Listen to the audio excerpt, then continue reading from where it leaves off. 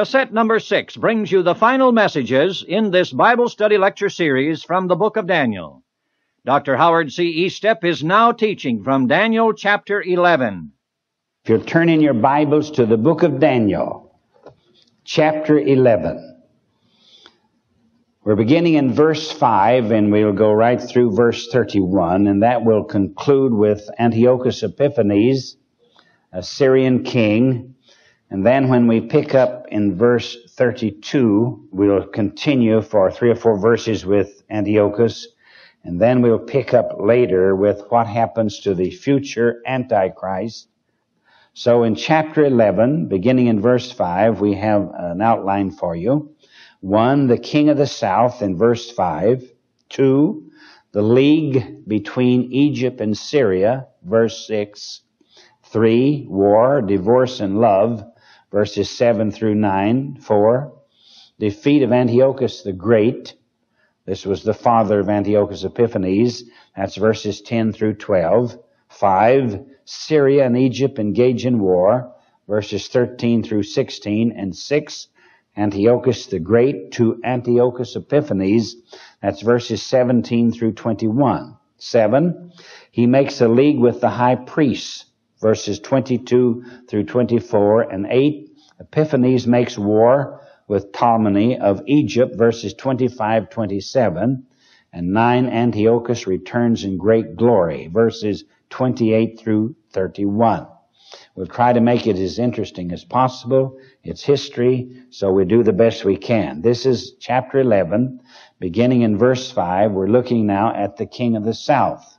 Verse 5. And the king of the south shall be strong, and one of his princes, and he shall be strong above him, and have dominion. His dominion shall be a great dominion. Here we're dealing with Ptolemy, one of Alexander's generals who seized Egypt on the death of Alexander. You remember in the 8th chapter, King Alexander of Greece died. And then when he died, the 4 generals took over. And those 4 generals eventually evolved into the countries of Greece, Turkey, Syria, and Egypt. So now we're looking at what happened in the country of Egypt way back there after King Alexander had died.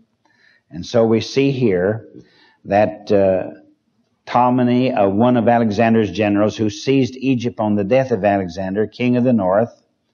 And then we have Seleucus, one of Alexander's princes and a general who seized Syria, Babylon, and Media, and became greater than Ptolemy of Egypt.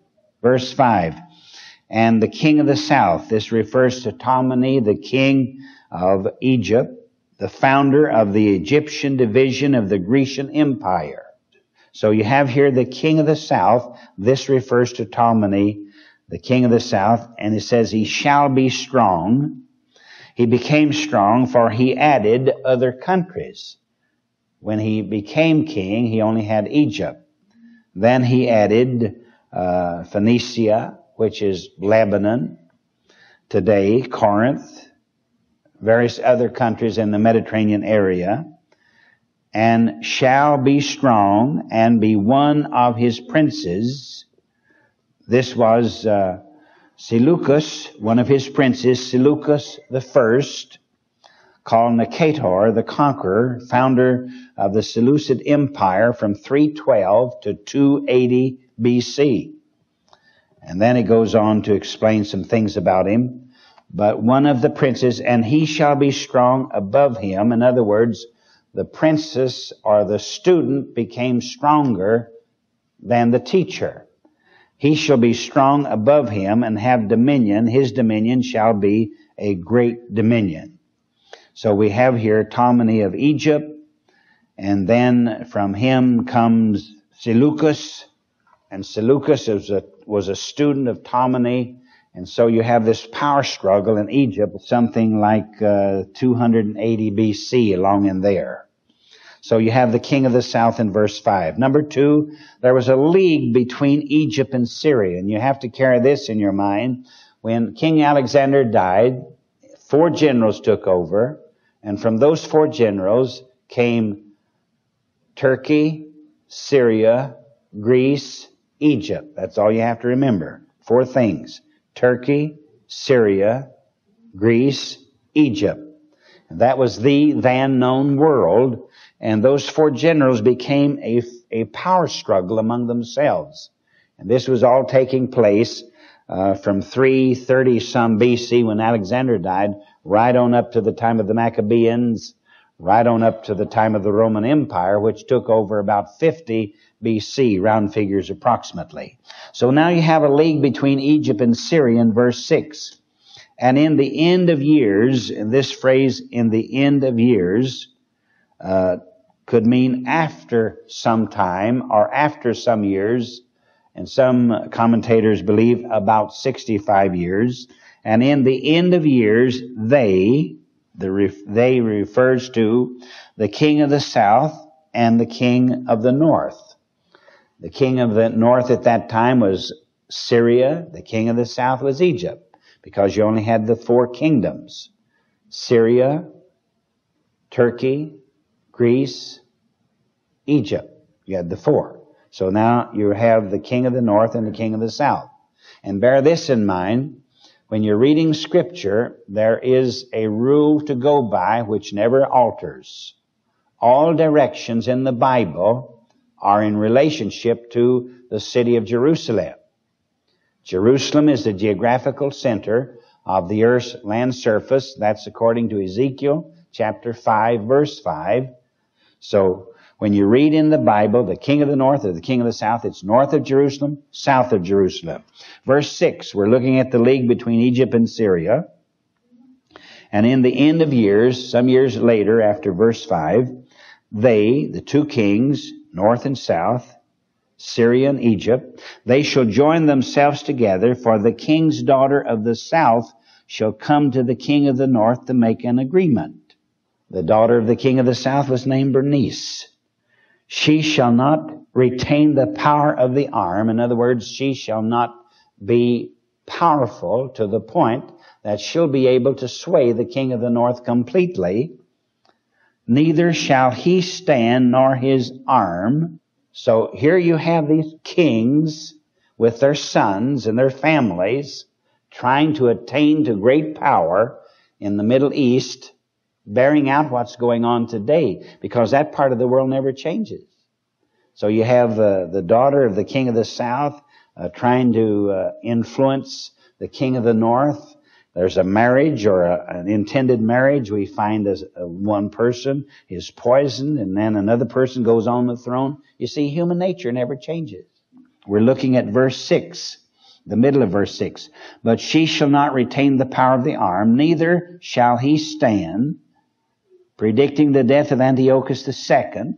Neither shall he stand nor his arm, but she shall be given up. Bernice was divorced. She didn't make the successful stand that she thought she was going to make when she left her father, king of the south, went to the king of the north, proposed a marriage circumstance. It didn't work out, but she shall be given up. And they that brought her, the Egyptian women who accompanied Bernice from Egypt, strove to defend her when she was murdered. And many were killed because of this situation that prevailed at that time. But she shall be given up, and they that brought her, and he that begat her, and he that strengthened her in these times. This refers to her own father, who gave her to Antiochus for a wife. So you can see the king of the south gives his daughter to the king of the north, and then the king of the north is poisoned, and then the wife leaves. You see the intrigue that happens? You see, all of these things are tied in politically. And we have to, when we read the Scripture, we can't just read verses and say, oh, well, that's that. That's dull, doesn't mean anything. You have to look behind the scenes to see what's going on. So we have a league between Egypt and Syria, way back there about 280 BC, after Alexander had died, and we see the thing didn't prosper. Didn't work out at all. Our third part, war, divorce, and love. This is verses 7 through 9. And we look at verse 7. But out of a branch of her roots shall one stand up in his estate. A branch of the same roots from which Bernice sprang. She came from the king of the south. Her brother Ptolemy the third, who had just succeeded to the Egyptian throne, a once invaded Seleucid realm to avenge his sister who was murdered at Antioch. In verse 6, his sister was murdered. Now he rises up, her brother, so he's going to try to avenge her death. This is all here in verse 7. And out of a branch of her roots shall one stand up in his estate, which shall come with an army, and shall enter into the fortress of the king of the north. So this brother of the south, Ptolemy the third, is going to march on Syria, and he's going to enter into the fortress of the king of the north. And this was Seleucus, the second son of Laos, who suffered defeat by Ptolemy the third. He not only entered into the fortress of the king of the north, but plundered, and then it gives a list of the towns and the countries and the areas that he plundered, even to the borders of India. So you can see war.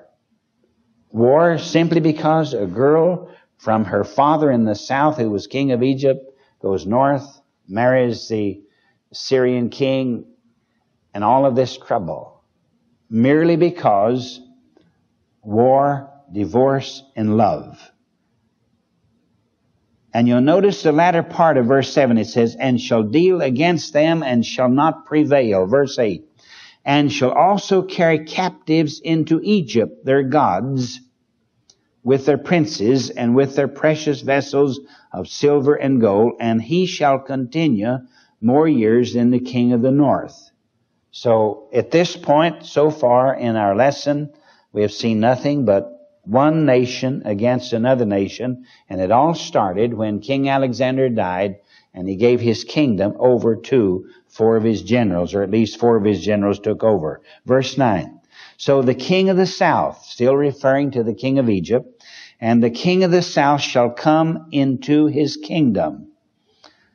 Come into the kingdom of Seleucus the second, and this refers to a second invasion of Syria.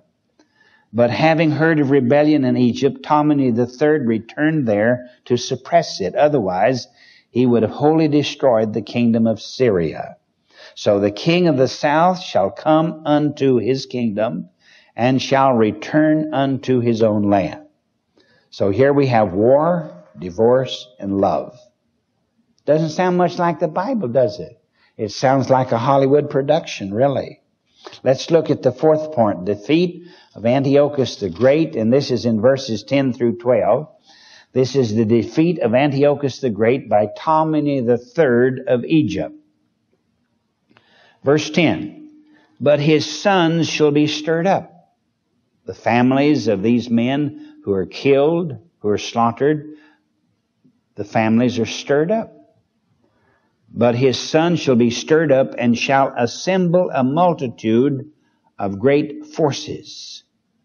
In other words, the sons of Seleucus the second and Seleucus the third and Antiochus the third, called the Great, did assemble a great multitude of forces to recover his father's dominions, but was poisoned by 2 of his own generals after a reign of 2 years. But his son shall be stirred up and shall assemble a multitude of great forces, and one shall certainly come and overflow and pass through.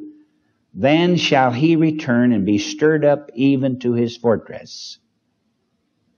Verse 11, and the king of the south, going back to the king of Egypt, the king of the south, Ptolemy, the king of the south, Ptolemy, shall be moved with choler. This is fear, anger, disgust. And shall come forth and fight with him, even the king of the north. And he shall set forth a great multitude, but the multitude shall be given into his hand. This took place about 221, 204 BC, in the time of the Maccabees. If you're a student of ancient history of that part of the world, the Maccabean rule, long about that time, 221, 204. Then a man by the name of Antiochus the Great of Syria declared war about 219 BC, and Philopator defeated Antiochus in the battle near Gaza, 217 BC, and he became greatly exalted, destroying and oppressing many of his own land, especially the Jews. So the Jews were persecuted back there about 200 BC in the days of the Maccabeans. They were tremendously persecuted. We're looking at the defeat of Antiochus the Great, verses 10 through 12, verse 11. And the king of the south shall be moved with choler, so forth, verse 12. And when he hath taken away the multitude, his heart shall be lifted up, and he shall cast down many 10,000s, but he shall not be strengthened by it. In other words, he'll not be successful. He'll not be successful. He was not to be strengthened by his victories due to the constant decline of his kingdom brought about by permitting favorites to rule or to ruin. In other words, as the king was away fighting, back on home base, those in charge back there weren't really taking care of the kingdom. And the kingdom was diminishing. And this is what he's talking about here in verse 12. And he shall cast down many 10,000s. Yes, he shall be famous, or he shall be successful in his wars, but the latter part of that verse, but he shall not be strengthened by it. In other words, at the home base, he'll be weakened. And just as this king, in verse 12, went away and became involved in a war, his home base began to diminish. And this is so true. And it all goes back to a principle. And the principle is this: first things first. You have to keep your mind on the first things first. Whatever is the first prerequisite in your life, that's the thing that should get most attention. And to Christians, that's God. That's serving the Lord. That should have number one place or number one priority in all of our lives. It's a principle that never changes, though it's the king of the south fighting against the king of the north in the 11th chapter of Daniel, or it's John Doe living here in Southern California. Doesn't matter. The principle is the same. The characters are different, but the principles are the same. We have now in the fifth part of our lesson, when we look at Syria and Egypt engage in a war in verses 13 through 16, this is Antiochus the Great, who is the Syrian king in the north, renews the war after 14 years and defeats Ptolemy the fifth of Egypt. See, it was Ptolemy the second. Now we're dealing with Antiochus the Great, who was the father of Antiochus Epiphanes. Now he is dealing with the king in the south, who is Ptolemy the fifth, who is the king of Egypt. Verse 13. For the king of the north, this is Antiochus the third, called the Great, and he ruled in Syria from 223 to 187 BC. 14 years after his defeat, he returned to fight the Egyptians with a greater army than before and with many riches from his campaign in restoring the eastern parts of his empire. Verse 13. For the king of the north, this is Antiochus III, shall return and shall set forth a multitude greater than the former, and shall certainly come after certain wars with a great army and with much riches. Verse 14. And in those times there shall many stand up against the king of the south. He's talking about Ptolemy the fifth, called Epiphanes the Illustrious. He was 5 years old at this time. When Philopator died, Rome for the first time interfered to make Antiochus surrender his conquests. Not daring to disobey Rome, Antiochus made peace with Ptolemy and betrothed to him his daughter Cleopatra. This is about 193 BC. And in those times there shall many stand up against the king of the south. Also the robbers of thy people shall exalt themselves. When we're talking about the robbers of thy people, the Jews who rejected their religion and joined Ptolemy under Scopas, the Egyptian general, defeated by Antiochus the Great about 198 BC. Also the robbers of thy people shall exalt themselves to establish the vision, but they shall fall. Verse 15. So, the king of the north. We mentioned the king of the north in verse 13. Now we're back in 15. So the king of the north shall come. This refers to Antiochus the Great coming to recover Judea. And in so doing, he defeated Scopas, taking several fenced cities, and none of the Egyptian generals were able to oppose him. Verse 15. So the king of the north shall come and cast up a mount and take the most fenced cities, and the arms of the south shall not withstand. The soldiers in the south will not be able to stop him. Neither his chosen people, neither shall there be any strength to withstand. Verse 16.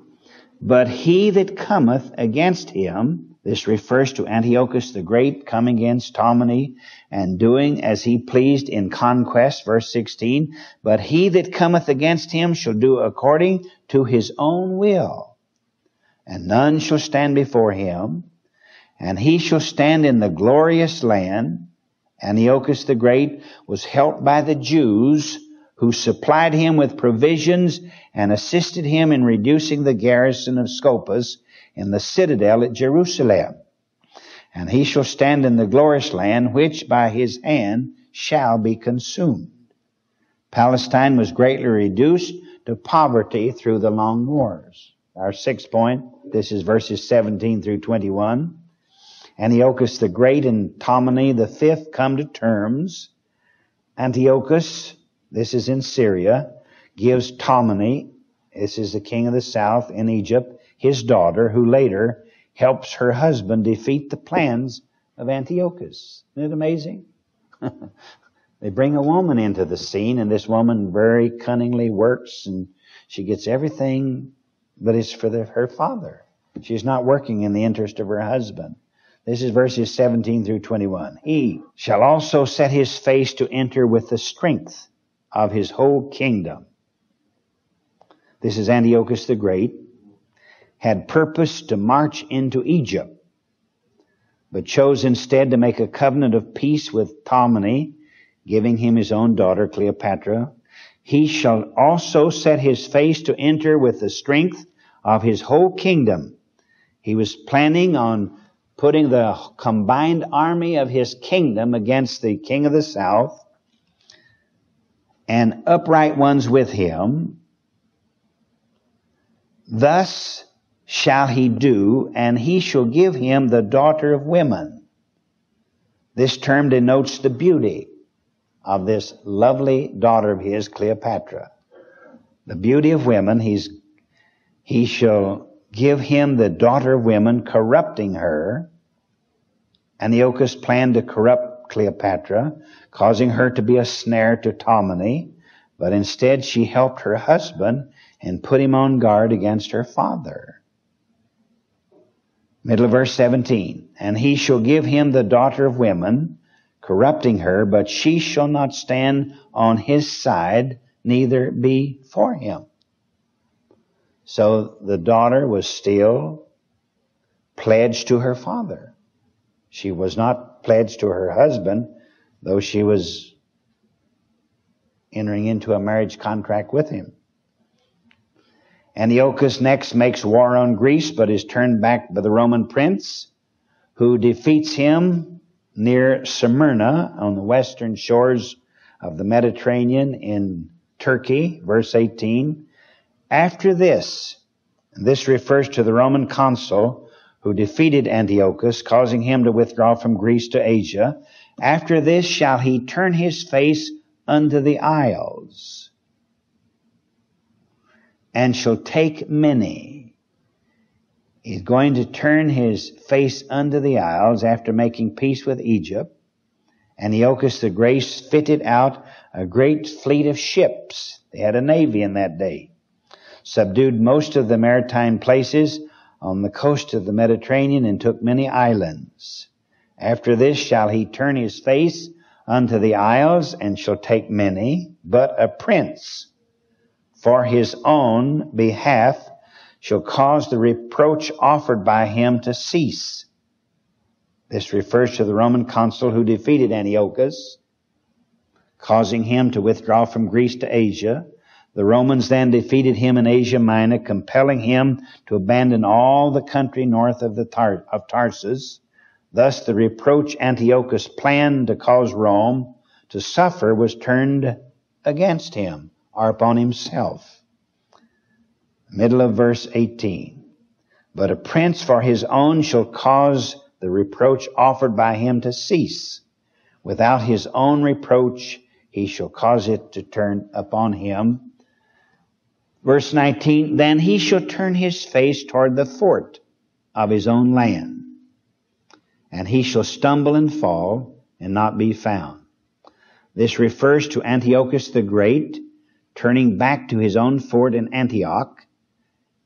He was obliged to raise 15,000 talents for Rome to pay for the war, so he marched into his eastern province to extract the unpaid taxes and perished in a war about 187 BC, according to verse 19. Seleucus, in verse 20, the son of Antiochus the Great, sends a man to plunder the temple at Jerusalem and extract money from Israel. This is recorded in the book of Maccabees. So we look at verse 20. Then shall stand up in his estate. In other words, in the place of the man who died, there shall stand up in his place or in his estate a raiser of taxes in the glory of the kingdom. In other words, in those days, to pay for a war, they merely raised the taxes. And then they sent a prince or a relative of the king into the country. And this king started an additional office of government, and they severely extracted taxes from the peoples in those countries to help pay for the wars. And this is how it brought on slavery, and how the people were subdued by trying to raise the money for those taxes, because people didn't have money in those days. So they had to sell their flocks, their herds, their crops, and that was the way they had their yearly living or their earnings for the year. But they had to sell that to pay for the taxes or make money for the taxes in order to pay for the kings who were engaged in war. This is verse 20. Then shall stand up in his estate a raiser of taxes in the glory of the kingdom, but within a few days. But within a few days, this perhaps refers to his quick death from the time he sought to plunder the Jewish temple at Jerusalem to get the money deposited there, which is here called the glory of the kingdom. But within a few days he shall be destroyed, neither in anger nor in battle. And in his estate shall stand up a vile person. Now we have a historical facsimile of the future Antichrist. And this is pretty well agreed upon by many Bible students, that when you're studying Bible prophecy, you will find a historical fulfillment, and then you'll find a prophetical fulfillment. Many times, the historical fulfillment will lead astray people who are trying to interpret the Bible, and they don't see the future fulfillment. And that's why you hear sometimes men make the statement, or you hear people say that my pastor doesn't believe in Revelation because he says it's all filled or all fulfilled. Or my pastor doesn't teach the book of Daniel because he believes it's all fulfilled. He's looking at the historical fulfillment, not the future fulfillment. So here enters upon the scene a man known in the Bible as a vile person. Who was he? Antiochus Epiphanes. His father, Antiochus the Great. And they all came from Syria. Syria was one of the countries that evolved out of the Alexandrian Empire. And so what about this man, Antiochus Epiphanes? Verse 21. And in his estate shall stand up a vile person, to whom they shall not give the honor of the kingdom, but he shall come in peaceably and obtain the kingdom by flatteries. From verse 21 through 34 refers to Antiochus Epiphanes, who was a Syrian king. We're looking now at verses 22 through 24. And this man Epiphanes, a forerunner of the Antichrist, who lived about 185, 175 BC along in that immediate area, we find him making a league with the high priests of Judaism. This is in verses 22 through 24. And with the arms of a flood shall they be overflown from before him, and shall be broken, yea, also the prince of the covenant.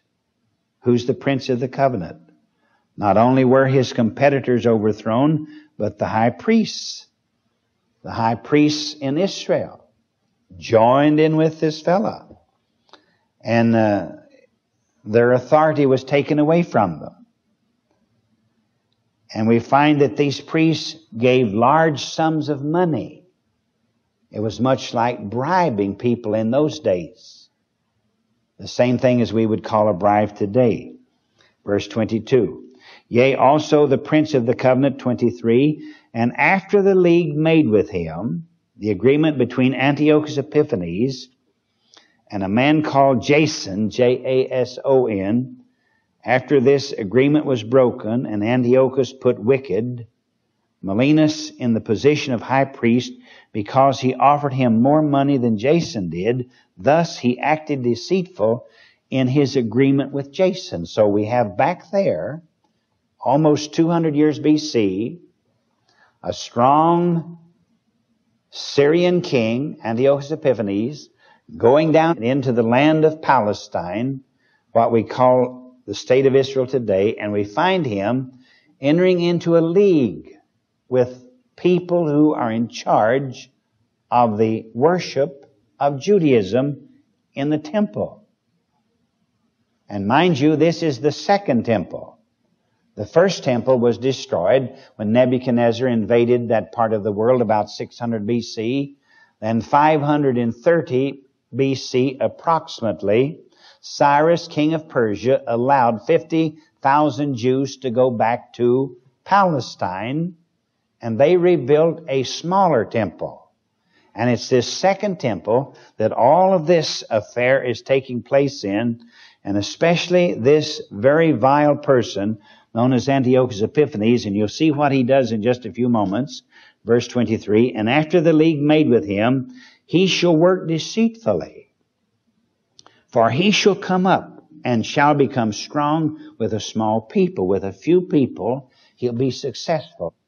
And so Antiochus Epiphanes had a small following, according to verse 23, become strong with a small people. 24, he shall enter peacefully, even upon the fattest places of the province.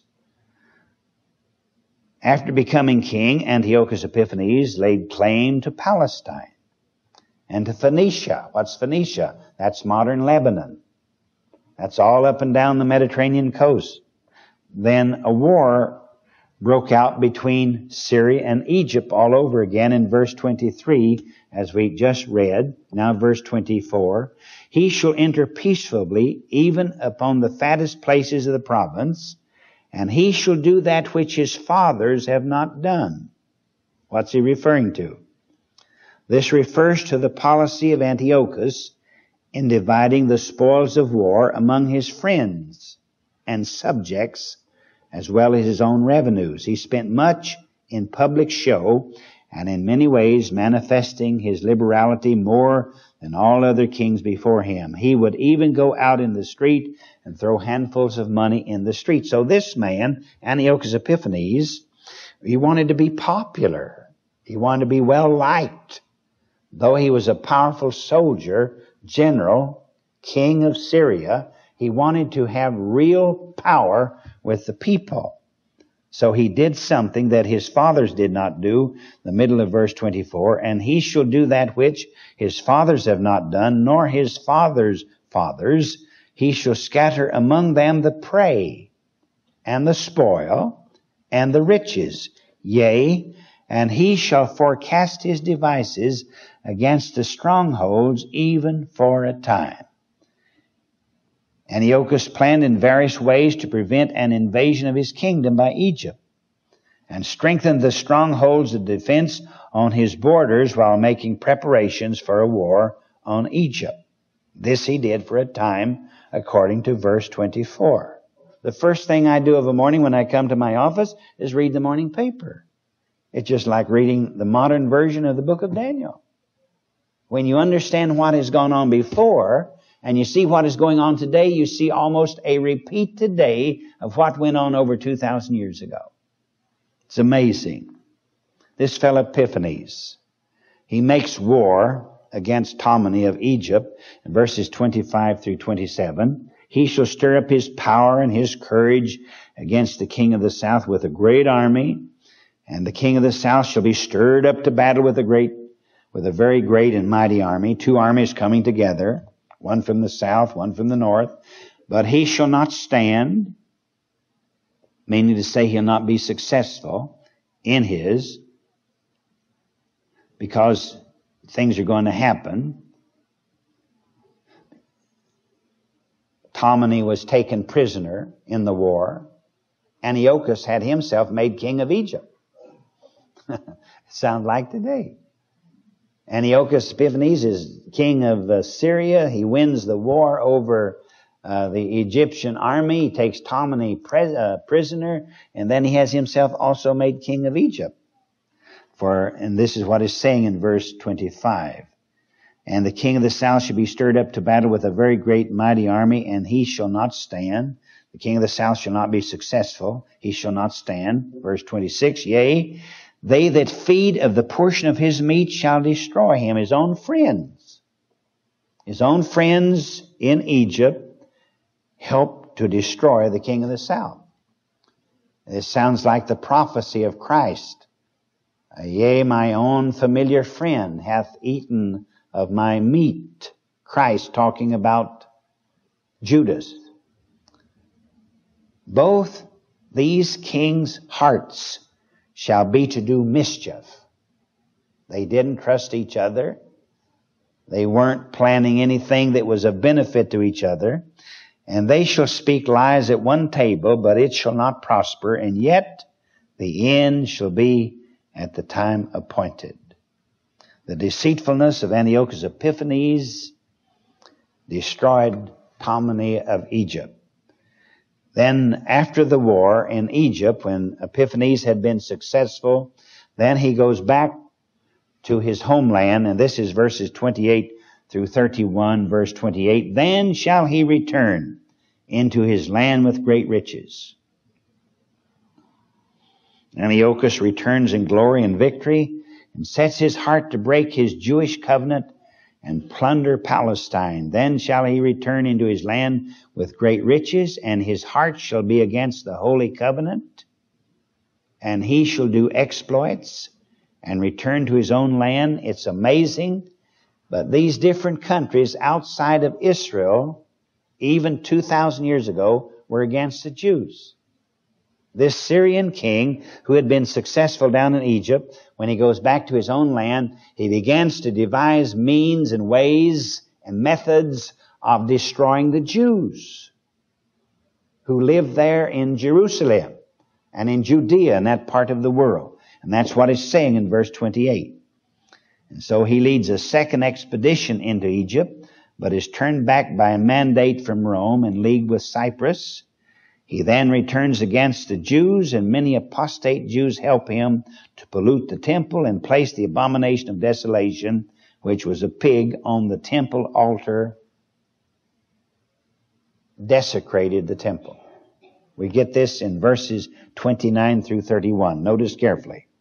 We're talking about Antiochus Epiphanes, a Syrian king, at the time appointed. Antiochus Epiphanes makes a second invasion of Egypt.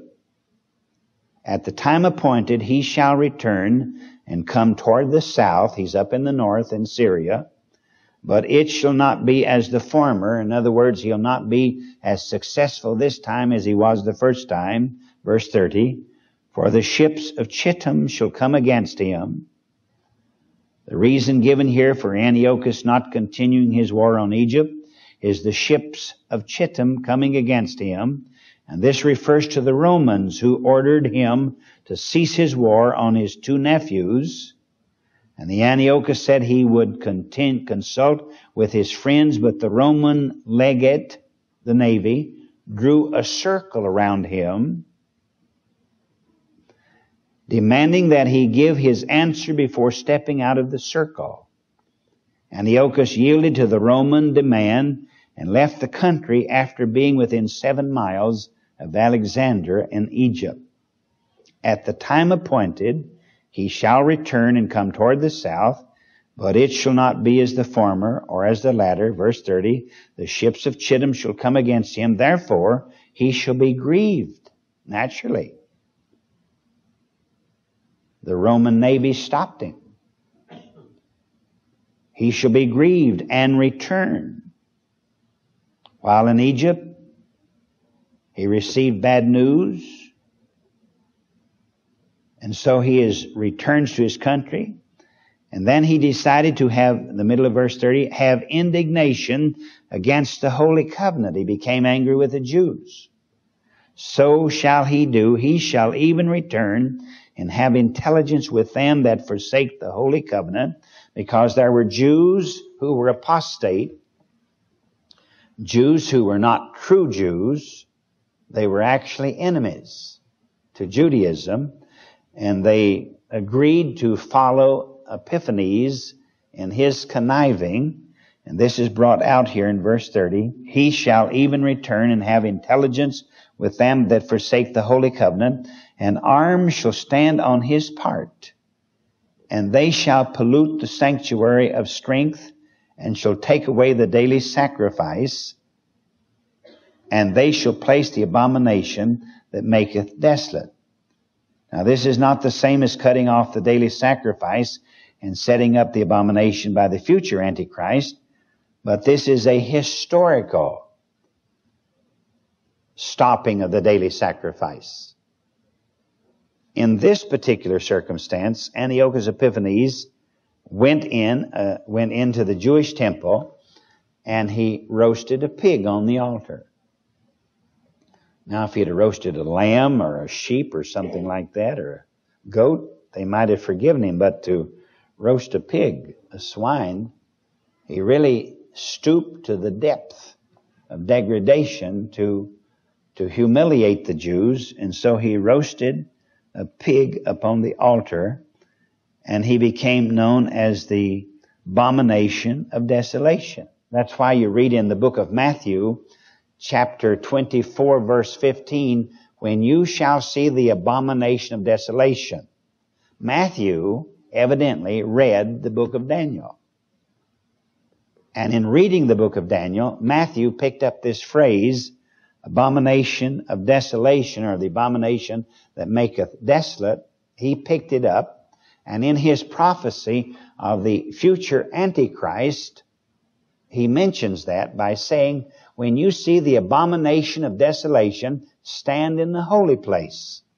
Now, he's not referring to Antiochus Epiphanes, but Matthew is referring to the time when the future Antichrist will go into the Jewish temple, and he will stop the Jewish worship and the Jewish sacrifices, because once Israel gets her temple back, then she's going to start offering sacrifices again, much like she did in early Bible times. But she doesn't have a temple now, so she doesn't have any sacrifices.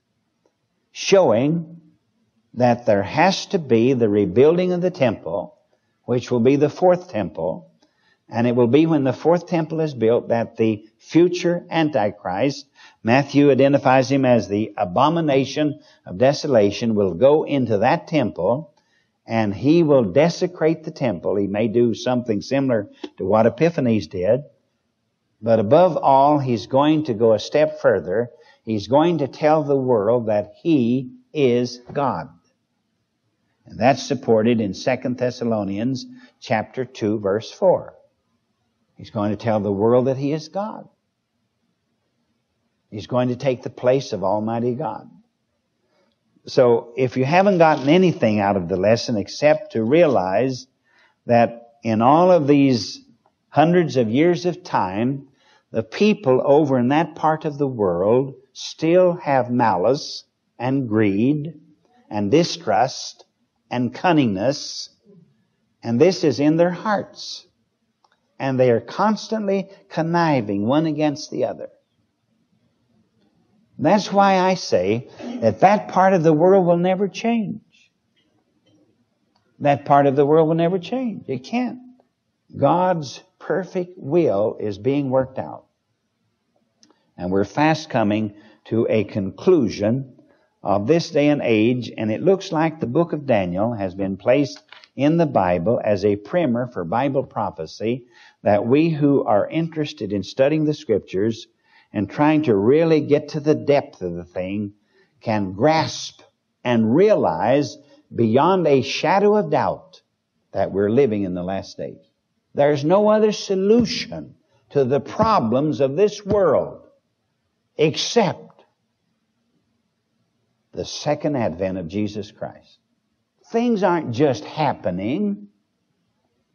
God is permitting the mastermind of this world system to lead this world on to an international suicide.